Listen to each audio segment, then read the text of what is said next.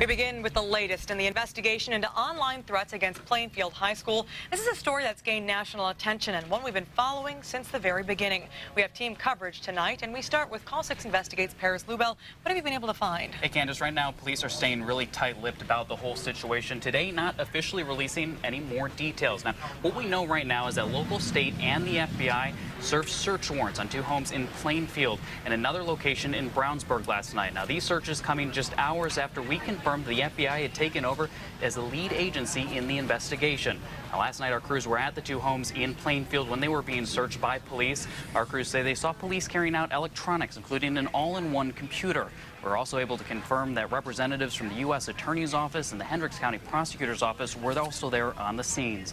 Now, sources tell us that they questioned at least 2 people last night.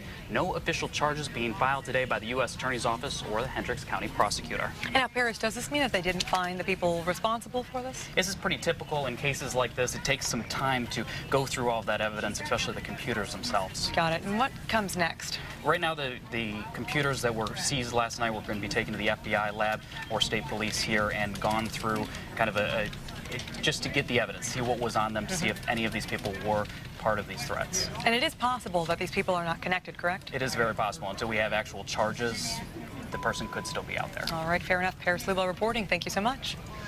The serving of search warrants in this case is only adding to the speculation around town. The Now's Mike Pelton spent the day talking to people who are still concerned about their safety. He continues our team coverage outside the Plainfield Police Department, where many eyes are focused tonight. Hey, Mike.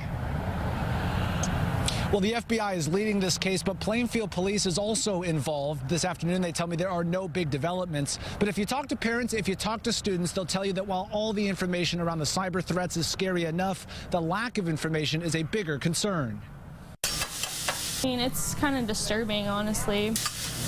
At Oasis Diner comes food and conversation, often about the Plainfield threats. Among those talking, Allison Huff, a junior at Plainfield High School. Last night, I was a little concerned when they were showing up at people's houses and, like, talking to people. Allison is not at school today, a decision made by her mom for the second time this week. I was a little concerned about the procedures of going into school in the morning. They're kind of all crowded together, and, you know, we don't have a lot of information. Are there still other people that they need to interview? The confusion is just as prevalent on Avon Avenue, where Tuesday night authorities searched a home. Neighbors say they questioned a boy who is a Plainfield High School student. Wouldn't expect anything out of them, so I don't know if they're guilty of anything or not. And perhaps that's the worst part, not knowing who or why or when this will all be over. It's the lack of information. Yeah, it really is. Well, and the fact that they said it wasn't credible, and now I kind of feel like it is more credible, so I'm not really sure if even the information we're getting is being very forthcoming. Back at Oasis Diner, people are concerned, but they're not panicked.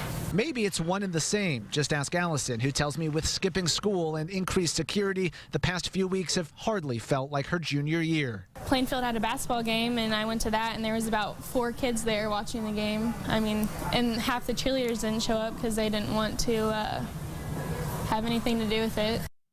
And today, the school district here in Plainfield did not return our calls, but coming up at 5 o'clock, you'll hear from that student about the increase in security measures students are facing now at school. Meanwhile, Plainfield Police and the FBI are both remaining tight-lipped about the investigation this afternoon.